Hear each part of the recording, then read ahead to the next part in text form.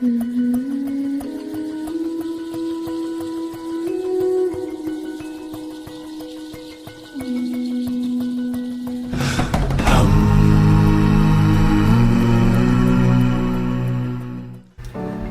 upon a time, there was a boy who named Mamad.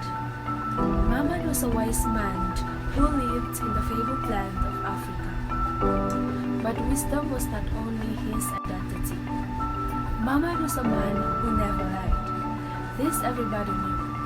All the people of the land, and even those who were 20 days away from where he lived. Mamad believed the truth to be the quintessential virtue of wisdom. People who interacted with Mamad found him to be wise and truthful on every occasion.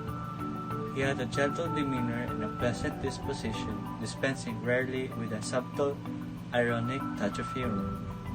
Mamad was a person who preferred seclusion and divided his time between duty and meditation. He seldom presented himself in public, preferring instead to interact in private. With an audience of if not more than two at a time, more than two is a crowd, and Mamad kept away from crowds. While his wise and virtuous nature was widely admired and respected, it also made him few unscrupulous enemies.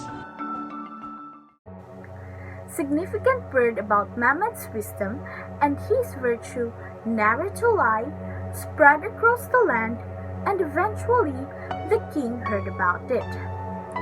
Filled with intrigue and unable to digest the fact that someone could eventually be so genuinely truthful, the king sent for Mamad, wishing to meet him in person to test his reputation.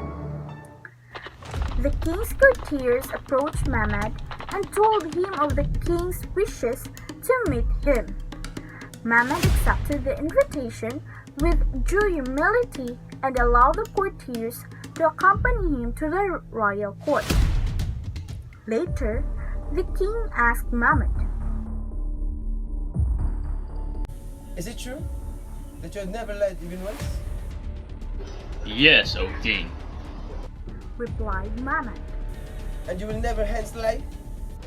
"I am sure about that," said Mamad. "It's good to speak the truth, but beware. A lie is cunning and gets on your tongue easily," cautioned the king. Mamad, once again summoned by the king several days later. A large crowd had gathered before the royal palace, and the king, who was about to go hunting, held his horse by the mane, his left foot already on the stirrup.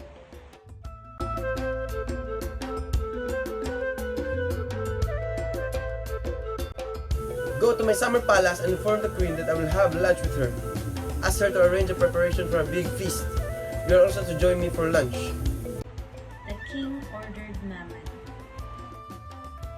Mamad bowed and proceeded to carry out the king's command.